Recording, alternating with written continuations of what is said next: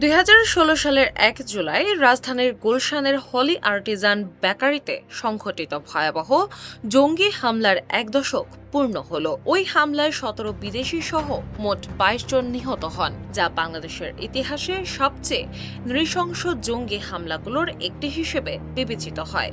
দীর্ঘ সময় পেরিয়ে গেলেও সেই ঘটনার স্মৃতি এখনও দেশের মানুষের মনে গভীরভাবে গেঁথে আছে। তবে সাম্প্রতিক কিছু ঘটনা ও গোয়েন্দা সতর্কতার কারণে নতুন করে প্রশ্ন উঠেছে, দেশে জঙ্গি তৎপরতা কি আবারও সক্রিয় হওয়ার পথে?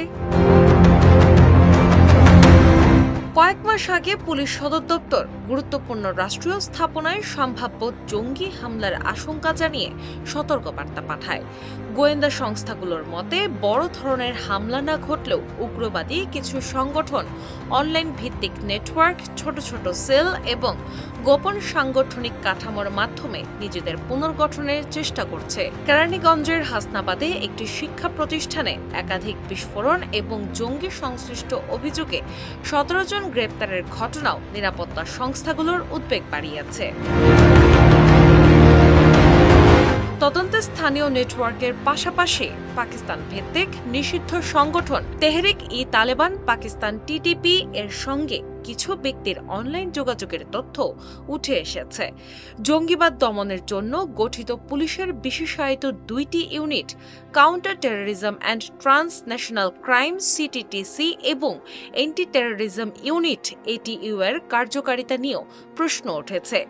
অভিযোগ রয়েছে, বর্তমানে তারা উগ্রবাদ মোকাবিলার চেয়ে মাদক, ছিনতাই, রাজনৈতিক মামলা ও অন্যান্য প্রচলিত অপরাধ দমনে বেশি ব্যস্ত।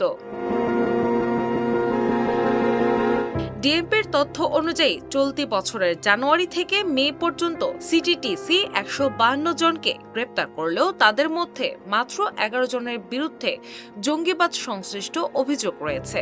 সংশ্লিষ্ট কর্মকর্তাদের দাবি, 2024 সালের রাজনৈতিক পরিবর্তনের পর অভিজ্ঞ কর্মকর্তাদের বদলি, বিভিন্ন মামলায় জড়িয়ে পড়া এবং জনবল সংকটের কারণে জঙ্গি বিরোধী কার্যক্রমে কিছুটা স্থবিরতা তৈরি হয়েছে। নতুন কর্মকর্তারা দায়িত্ব পালন করলেও জঙ্গিবাদ মোকাবেলার বিশেষ দক্ষতা অর্জনে সময় লাগছে।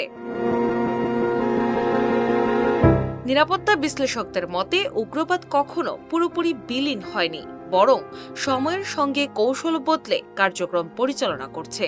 তাদের মতে বিশেষায়িত ইউনিটগুলো যদি মূল দায়িত্ব থেকে সরে গিয়ে অন্য কাজে ব্যস্ত থাকে, তাহলে ভবিষ্যতে নিরাপত্তার ঝুঁকি আরও বাড়তে পারে।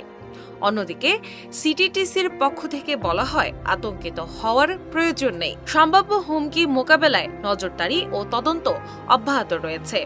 একই সঙ্গে র্যাবও জানিয়েছে, উগ্রবাদী তৎপরতার যে কোনো তথ্য গুরুত্বের সঙ্গে তদন্ত করা হচ্ছে।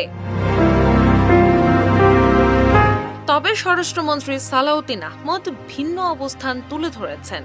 বর্তমানে দেশে জঙ্গি তৎপরতার বাস্তব অস্তিত্ব নেই এবং তিনি জঙ্গি শব্দটির ব্যবহারেও আপত্তি জানান।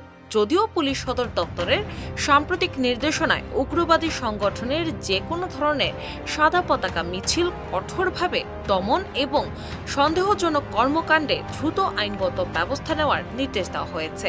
নিরাপত্তা বিশেষজ্ঞদের অভিমত, হলি আর্টিজানের মতো মর্মান্তিক ঘটনার পুনরাবৃত্তি ঠেকাতে বিশেষায়িত ইউনিটগুলোর সক্ষমতা বৃদ্ধি, অভিজ্ঞ জনবল ফিরিয়ে আনা এবং গোয়েন্দা নজরদারি আরও জোরদার করা এখন সময়ের সবচেয়ে গুরুত্বপূর্ণ দাবি।